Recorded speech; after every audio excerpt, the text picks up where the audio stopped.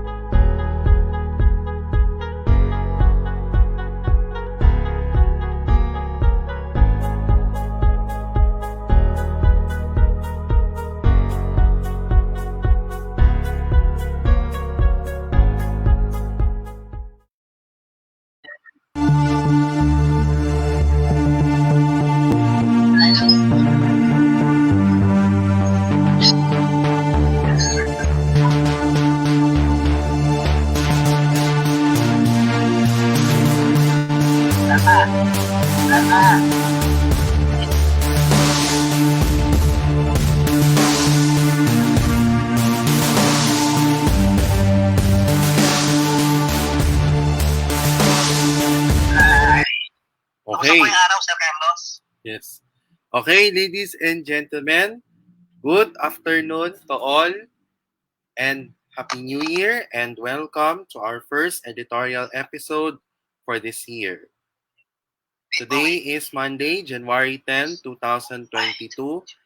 I am Carlos Miguel Kanahashi and together with me is Sir Mark Betita.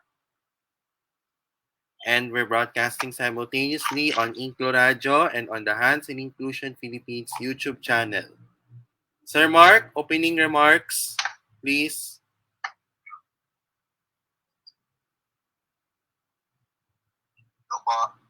Yes, opening remarks, please. Opening remarks, please.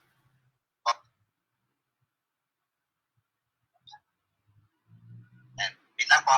Okay, opening remarks ka muna first. Sige po. Okay.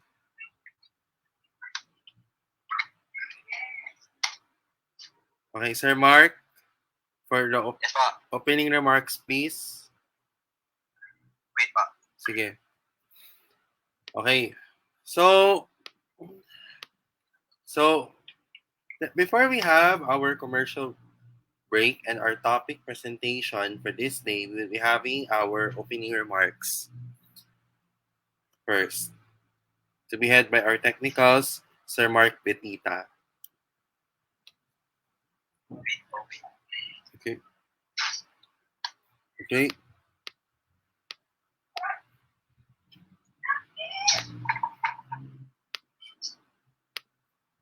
Okay.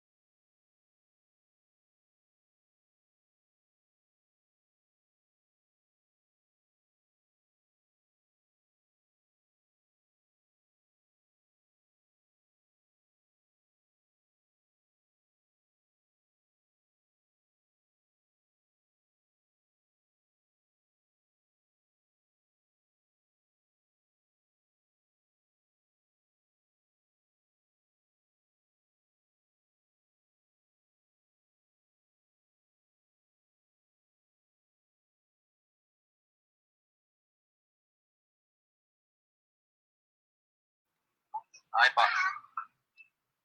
Habang ka nagsiset up, please.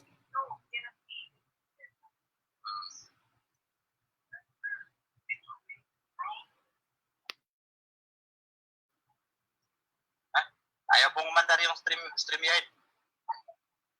Sir.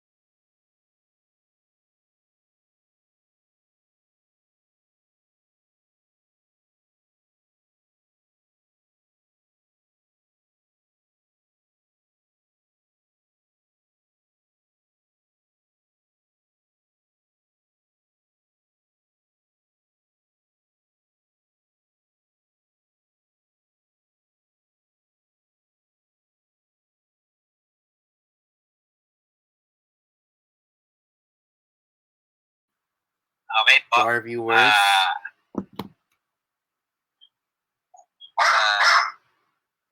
Good afternoon po sa lahat. Binabati po kayong lahat. At sana po, nasa mabuti po kayong kalagayan. Ako po ang inyong technical support. Ako po si Mr. Mark Medina na nag-aano po sa inyo, na naglilingkod po sa inyo. At sana po magpalain tayo lagi ng Diyos. At lagi po kayong nasa ligtas na kalagayan. Maraming pong salamat. Okay. Thank you, Sir Mark Betita, for opening remarks. Now, let us commence our show, our presentation in just a moment, and we will be back for our commercials. Now this.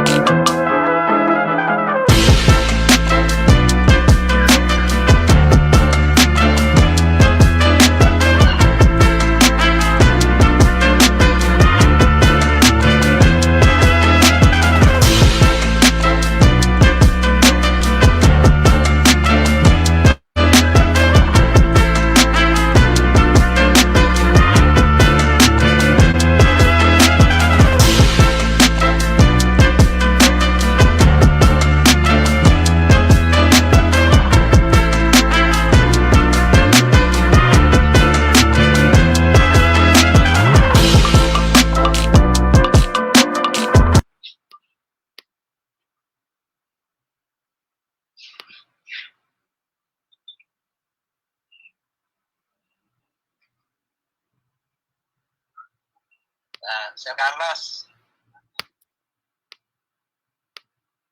Opo.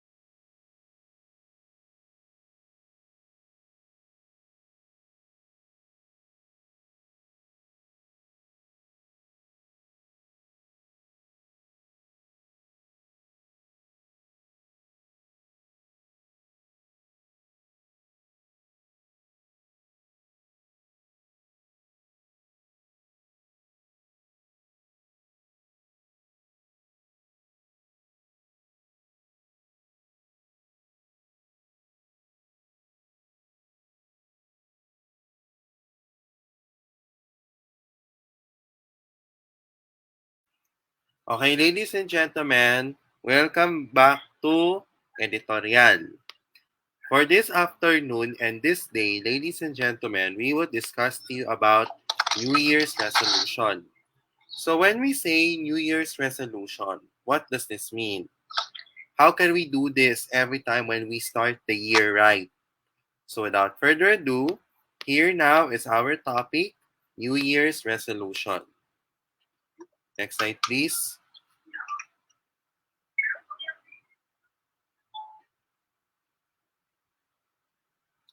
So, what is a New Year's resolution? Well, first of all, New Year's resolution is a tradition wherein a person resolves to continue good practices, the changes an undesired trait or behavior, to improve their life at the start of the new year and to accomplish a personal goal. So, in other words, a New Year's resolution is done in order for you to change your life. Pwede pa rin magbago ang sarili natin, ladies and gentlemen. So question, Sir Mark, ano po ang New Year's resolution? Yung resolution ko is ang pagbabago po sa ating pamumuhay at kung paano tayo makikitungo sa mga new challenges sa ating buhay po. Okay, that's absolutely right, ladies and gentlemen. Pwede pa rin magbago in a New Year's resolution. Next slide, please, Sir Mark. Okay. Next slide. Please, thank you.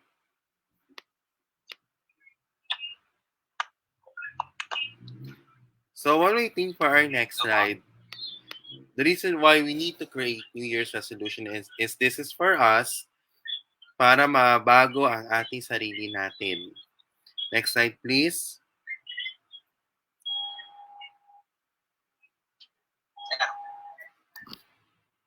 Next slide, please, Sir Mark. Okay, so the new year is slowly nearing. And with the holiday season already upon us, many people are indulging in retrospection and reevaluating some of our life choices. New Year's resolutions are the perfect opportunity for all those who have failed to start making the changes that they said that they will make it next week, next month, or perhaps when winter starts. Next slide, please. No matter what kind of resolution you pick, it's helpful to get others involved. Either have the same resolution or or any resolution as someone else, or to tell someone about your goal and help the person stick to it. That is why it is what we call as peer pressure. According to previous studies, according to Carl Brain, he said that it's also helpful to put money on the line. Give money to a trusted friend with an arrangement that you'll get it back at the end of the year only if you fulfilled your resolutions. If you're not successful, you should go to the groups or causes you hate the most, which is your donations as well. Researchers found that this carrot and stick approach can be surprisingly successful. Next slide, please. My question is, what is the essence of a New Year's resolution? Every year, as the Yuletide season approaches, we come to a point where we formulate our New Year's resolution to better or improve ourselves in the coming new year, whether it's for personal, relationship, or for health reasons. It is made to be broken. However, if the one commits heartedly to it, then it can be a good practice. As we welcome the new year, a new start, to start correcting mistakes of the past year, to start a good relationship or a good habit, but without consistency, it will just come to pass like dust in the wind. We believe that if one is determined to change, he can change no matter when or how. New Year's resolutions can help as well. Why? It's like you're making a draft or a pattern of your goal for the entire year. So my question is, next slide please, how can we create a New Year's resolution? First, you have to pick one thing. Make it something concrete so you know exactly what change that you're planning to make. If you're successful with the first change, go ahead and make another change. Small changes can be done one after the other. You still have your chances or your opportunities to be a whole new you at the end of the year, and it is much more realistic way of doing it. Next slide, please. So, in order for you to plan ahead, you need to show success. And also, you have enough resources available when you need them. So you should prepare and get all the systems done in order to make your changes ready. That's why we need to show that we plan ahead. To anticipate problems, there will be problems so that in order for you to solve a problem, you need to have solutions. There will be problems, so make a list of what they'll be. If you think about it, you'll be able to anticipate the problems at certain times of the day with specific people or in special situations. Once you've identified the times that will probably be hard out or hard work out, it will help you cope with them when they inevitably crop up. Next slide, please. In order to pick a start date or the best time for you to do it, you don't have to make these changes on New Year's Day. That's the conventional wisdom. But if you truly want to make these changes, then pick a day when you know you'll be well rested, enthusiastic, and surrounded by positive people. Sometimes picking up a starting date does not work. Wait until the whole mind and body changes in order for you to get ready to take on to the challenge. You will know when it is when the time comes. Next slide, please. In order to go for it, make yourself a commitment. You need one short phrase you can carry on in your wallet or keep it wherever you are too, so that you need to be more positive as well. In other words, you have to show positivity as well. To accept failures, if you do fail, don't hate yourself for it. Make a note of the triggers that caused the setback and vow to learn a lesson from them. That's why we need to go for it.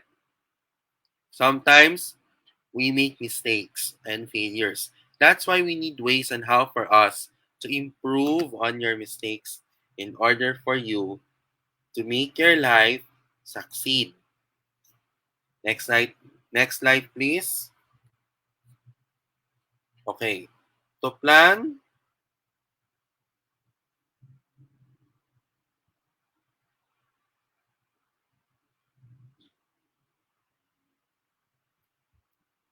rewards, small rewards are also a great encouragement to keep you going during the hardest first days. After that, you can probably reward yourself once a week with a magazine, a long distance call with your friend, a rest, a trip to the movies, or whatever makes you tick or you want your choices as well. Later, you can change the rewards to monthly, then at the end of the year, you pick an anniversary reward, something that you are looking forward to. You deserve it and you have earned it. So, in other words, you need to plan your rewards ahead of time in order for and that's why if you do good every month, you have rewards or what we call as incentives, ladies and gentlemen. Next slide, please. So, New Year's resolution is done in order for us to show that we are always good, to change an undesired trait or behavior, to accomplish your goals, or improve your life at the start of the new year. This is like a promise to yourself that in order for you to change something and to do it differently as we learn something new as we start the new year as well. So before we close our topic, the reason why we do make New Year's resolution is this is for us in order for us to improve our life and as well as we show that we can be more successful, to be more being showing good character and being a good role model as well. That concludes our topic. We'll be having our announcements in just a moment, and we will be back after our commercials.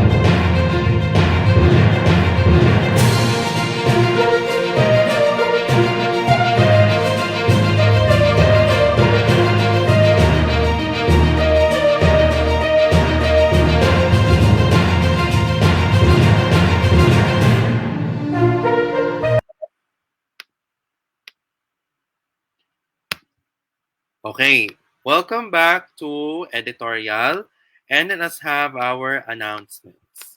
Next slide, please. Okay, so first of all, we have some products for sale that you can purchase from our Hands in Inclusion Philippines online shop. We have two products, our One Inclusion Nation t-shirts and our One Inclusion Nation tote bags. For our One Inclusion Nation t-shirts is available in red, black, blue, white, and yellow for all sizes worth 275 pesos. For our tote bags is available in white and black. Sizes are ranged between medium to large and prices are ranged between 150 to 200 pesos. So how can you order, ladies and gentlemen? Well, first of all, we'll be very strict on payments. Payment first before purchase. I repeat, payment first before purchase. And we're accepting payments from GCash, and we will deliver your ordered products via GoGo Express and LBC as well for our courier providers. Next slide, please. So, ladies and gentlemen, the Hands in Inclusion Philippines online shop is temporarily closed for areas under Alert Level 5, but it will continue to serve in areas under Alert Level 1, 2, 3, and 4 only. Its operating hours are from 12 midnight to 11:59 in the evening. For a full list of orders, please visit the Hands Inclusion Philippines Facebook page or email us at handsin.inclusion@gmail.com. Next slide, please. Sir Mark. So, ladies and gentlemen, we at Hands in Inclusion Philippines organization really needs your help. Many of us, including our core team members and all the members and other people who are struggling with our financial problems in our organization. Karamihan dito sa atin ay naghirap kami sa buhay dahil sa mga problema natin sa ating mga pinansyal. So, regardless, no matter what, it doesn't really matter if the amount is smaller or larger. This will be a great big help to us and our organization. So, if you want to donate to Hands and Inclusion Philippines, scan and donate using GCash on this QR code that is flashed on your screen. You will see this in one of our posts and the Hands Inclusion Philippines social media pages. And also, you will use this in one of our payment methods in our online shop as well. And also, this will also be in addition for us showing that this is a great big help to our organization. So, ladies and gentlemen, what are you waiting for? Please, please, and please purchase our products from the Hands in Inclusion Philippines online shop and to donate to Hands in Inclusion Philippines as well. Please help Hands in Inclusion Philippines for its fundraising project. We're aiming to raise funds in our organization. Let us have the time to rebuild in order for us to have a bigger, better, and a bolder Hands in Inclusion Philippines. The proceeds from the sales in the online shop and for your donations to our organization will go to us here in Hands in Inclusion for the formality, for the expenses, and the financial aid of our members due to the effects of this trying time. So guys, for those who did this, we be glad you did.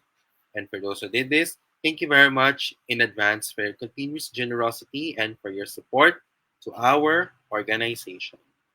Next slide, please. So we have some events for the month of January in Best Buddies Philippines.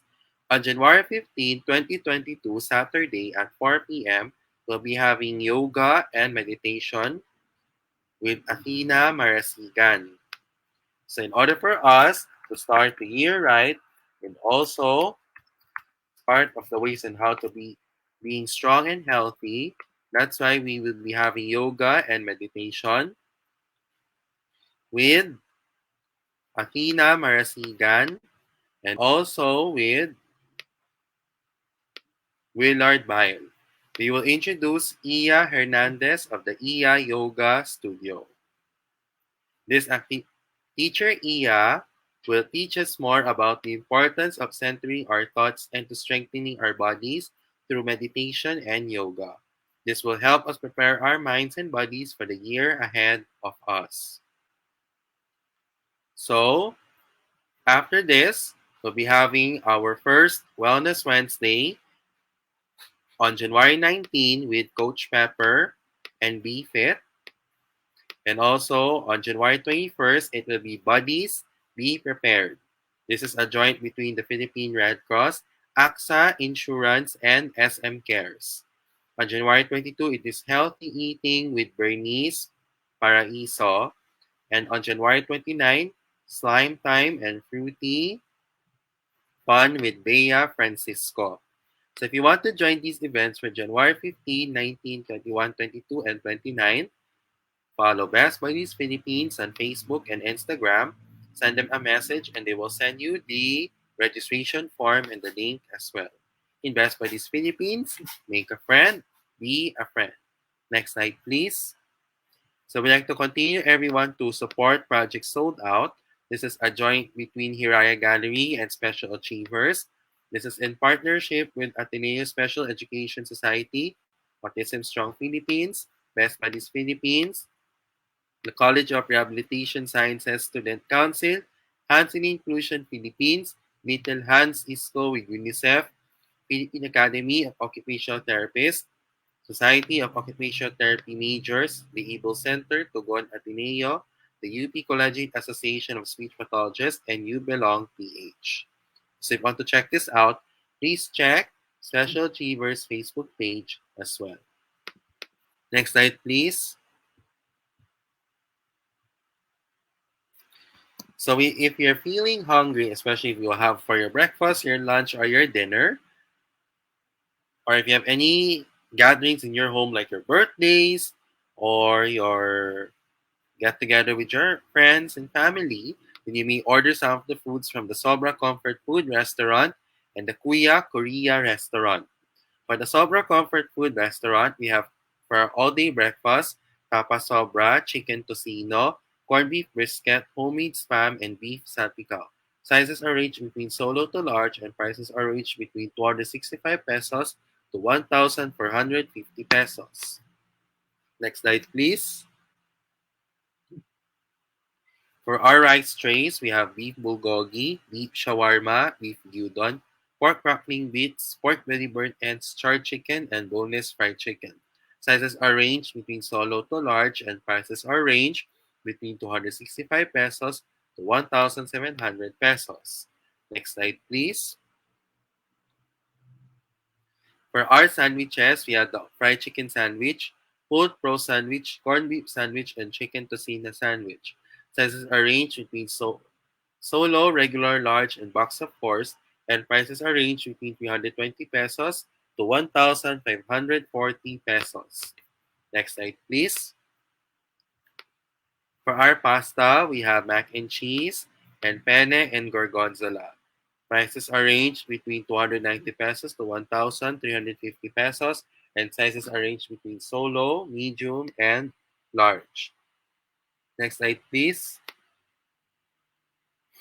So if you want to order, head over to the Sobra Comfort Food website, select the dishes you want to order, choose between pick up or delivery, pay conveniently through any of the safe integrated payment methods,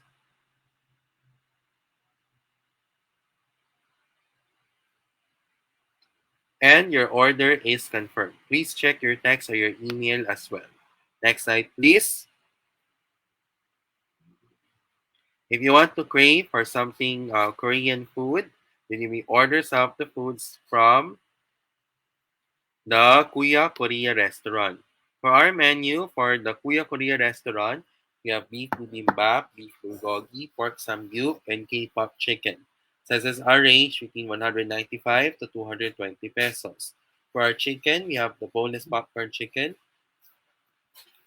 Sizes are ranged between half to whole, and prices are ranged between 235 pesos to 435 pesos. And for with the flavors of gochu, ganjang, chicken, and K-buffalo. So if you want to order, you may check the Kuya Korea website for your orders as well and your payment methods. Next slide, please. So lastly, for our announcements, follow Housing Inclusion Philippines on our social media pages and its digital platforms as well. It will be appreciated for you guys to do this as early as now. Follow us on Facebook, Hansen Inclusion PH, InkluRadyo, InkluSports, Inclunihan, and the online shop. Instagram, Hansen Inclusion PH, Kumu, HNI Pilipinas, and subscribe to the Hansen Inclusion Philippines YouTube channel. So guys, for those who did this, thank you very much as well. Next slide, please. Let's have the time for our shout outs and greetings for our birthday celebrant. Belated happy birthday to Miss Margaret Pasco. And to those who are celebrating their birthdays today, happy birthday and expect the more birthdays to come. To those who are celebrating their anniversaries, happy anniversary as well. And also, I'll give a shout out to Miss Lady Jane Florese and also to those in the GC of Tropang PWDs of wherein Sir Mark Betita is there. And also, I would like to say good evening and thank you to the following. To my family, good evening as well.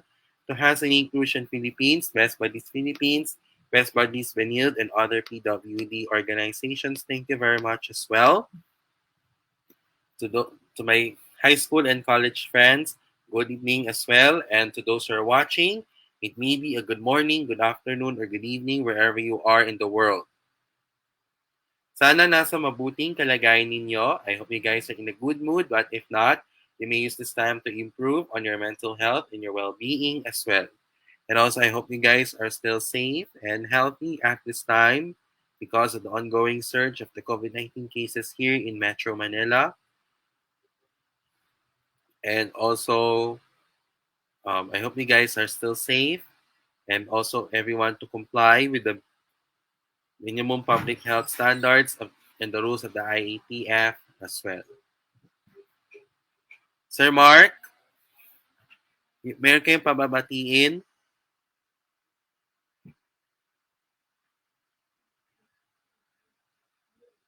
Wala po. Okay, next slide please. Okay, let's have our quote for the day from Demi Lovato.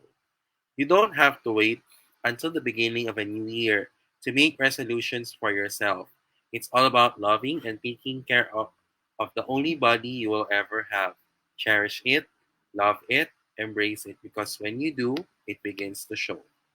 And that's why we need to have New Year's resolution in order for us to show that we can use this time to change. Maaari tayo magbago. So to everyone watching, including with our tech man, Sir Mark, we'll be having our New Year's message on behalf of Hands in Inclusion Philippines. Okay. To our ladies and gentlemen, to my fellow Hands in Inclusion Philippines members, and to everyone watching wherever you are in the world. Despite all the achievements in the history of Hands in Inclusion Philippines for the past 4 years, this is the true taste of a one inclusion nation, especially as we practice ourselves for the Bayanihan spirit and to show the values of unity, love, and compassion. Let us continue to bring hope and peace in our organization this year as we welcome the new year with much hope and optimism. Siyempre, ang ating mga resolusyon sa ating organisasyon ay ang mga susunod. I would like to appeal to all the members of Hands in Inclusion Philippines to observe proper decorum so that we don't have any problems. Let us continue to have a good example. We should learn how to show good attitude and show to be professional, and also to discipline to other people. Your cooperation and your undivided attention is highly appreciated. You also have to be considerate, to understand, and to be self-controlled as well. Act as a neutral person. Act as a poor and not an elitist. Trabaho lang tayo ng masaya. Bawal ang pasaway. Walang away o simula ng away. Iwasan din natin yung iba pang mga negativity o yung mga masasamang gawain, ngayon ng mga trolls at iba pa. Huwag lang asa-asa lamang sa mga inuutos mula sa tagapangasiwa at sa may-ari ng organisasyon. Sumunod kayo lahat sa mga inuutos mula sa tagapangasiwa at sa may-ari ng organisasyon. Huwag matigas ng ulo at huwag maging kampante and know what's happening in the world today. Sir Mark, may kayo pandagdag sa ating New Year's resolution sa ating organisasyon, ang Hands in Inclusion? Please. Wag po sana tayong konting pasensya lang po ang hinihiling po namin. At kung ang meron pong hindi pagkakaunawaan, wag po mag-aaway-away. Dapat po pag-usapan po natin ng mahinahon to bilang isang sibilisadong tao po. Yan po, maraming po salamat. And also, the reason why we're doing this is for us doing its best, for being peaceful, organized, to be more competitive, and to be systematic in our organization and to manage this in a long-term situation. Ito po ay ginagawa para magiging mapayapa at maayos ang organisasyong ito ng matagal. To everyone watching, apart from your patience and understanding, we need your help and prayers for the anticipated return of Hands in Inclusion Philippines in the future as a formal non-government organization, or rather as a formal organization, and to expect a fresh new start in the organization. Sa ngalan po ng pamunuan ng Hands in Inclusion Philippines, manigong bagong taon sa ating lahat. On behalf of Hands in Inclusion Philippines, led by our founder, Roylan Marlang, we'd like to wish everyone a Happy New Year and let us welcome 2022 with pride and to show that we are happy as well. And also, guys, as we continue with the ongoing surge of the cases of COVID-19 in our country, we urge everyone to continue to be safe, follow the minimum public health protocols set by the IATF, like wearing a face mask, practice social and physical distancing, and of course, drink more vitamins. And also, kumain ng sapat, magpahinga ng sapat, kumain ng masustansyang pagkain gaya ng prutas at gulay, uminom ng maraming baso ng tubig araw-araw, mag-ehersisyo ng,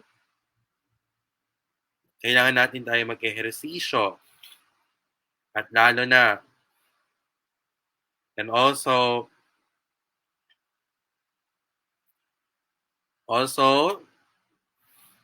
get vaccinated as well. And also, we're going to also use this time for us, and especially because of all the schools have suspended their classes this week, for us to recover and also for us to show that we are improving our safety, our welfare, and our well-being as well.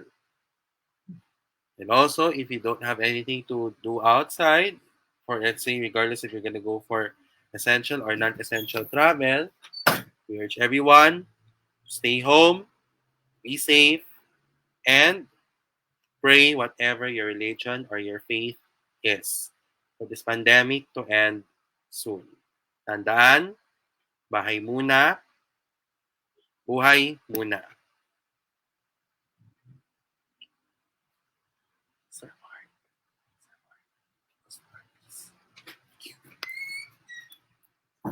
Okay. And also,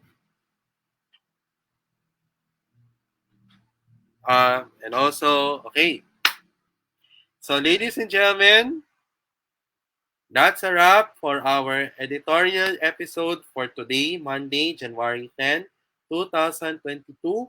On behalf of InkluRadyo and HNI Inclusion Philippines, I am Carlos Miguel Kanahashi, and together with me is Sir Mark Betita, saying, May the Almighty God bless us all. Pagpalain nawa tayo ng Diyos ng buong may kapal. And also, we'll be back again this Wednesday at the same time at 5:30 in the afternoon for our editorial Wednesday edition. If you missed this episode, it will be viewed on the next day or later today on the Hands in Inclusion Philippines YouTube channel for your viewing pleasure.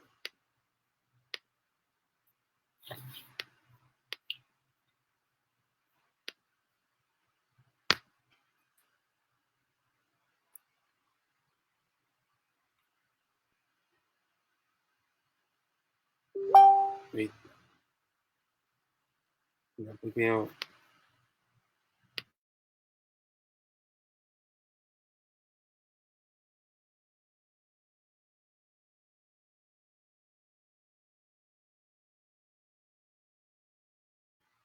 Okay, for our outro, we will now close with our final words for the day. Okay. May awa ang Diyos, makakaraos pa tayo. Sama-sama tayong lalaban para sa pangarap, pamilya at bayan hanggang sa ating tatak para sa One Inclusion Nation. Muli, magandang gabi sa inyong lahat at pagpalain nawa tayo ng Diyos ng buong may kapal. Pilipinas, God first. HNI, God first. Thank you very much for watching Editoriyal. Have a blessed evening to all and bye for now. Bye-bye!